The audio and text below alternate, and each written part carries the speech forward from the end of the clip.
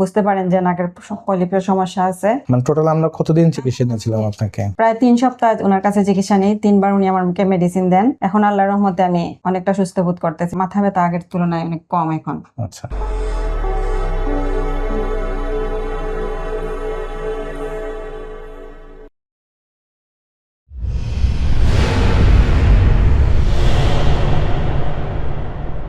আসসালামু আলাইকুম, আমি ডাক্তার HM মাহবুবুর রহমান আবারও আরেকটি সফলতার গল্প নিয়ে আপনাদের সামনে হাজির হয়েছি।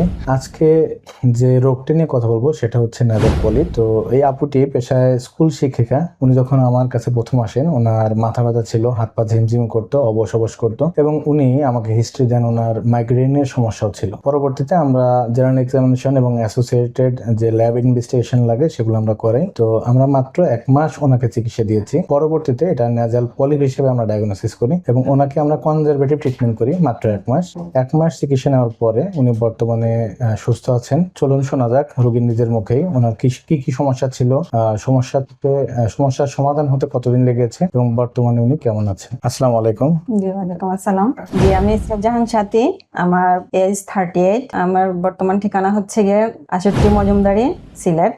পেশায় আমি একজন সহকারী শিক্ষক। আমি দীর্ঘদিন ধরে মাইগ্রেন সমস্যায় ভুগছিলাম। আমার বাম পাশটা একটু অবশ অবশ লাগতো, বাম পা, বাম হাত সহ, আর একটু প্রস্রাবের সমস্যা ছিল, এই কারণে এখানে আসা। তারপরে আমি ডাক্তার HM মাহবুবুর রহমানের স্যারের সাথে আলাপ করি। তারপর উনি আমার নাক, তারপর বিভিন্ন ধরনের টেস্ট করে, তো বুঝতে পারেন যে নাকের পলিপের সমস্যা আছে। মানে টোটাল আমরা কতদিন চিকিৎসা নিয়েছিলাম আপনাকে? প্রায় 3 সপ্তাহ ওনার কাছে চিকিৎসা নেই, 3বার উনি আমাকে মেডিসিন দেন। এখন আল্লাহর রহমতে আমি অনেকটা সুস্থ বোধ করতেছি, মাথা ব্যথা আগের তুলনায় অনেক কম এখন। আচ্ছা, তো ধন্যবাদ সবাইকে। আবারও কোনো সফলতার গল্প নিয়ে আপনাদের সামনে হাজির হব। তো সবাই আপুর জন্য দোয়া রাখবেন। আসসালামু আলাইকুম।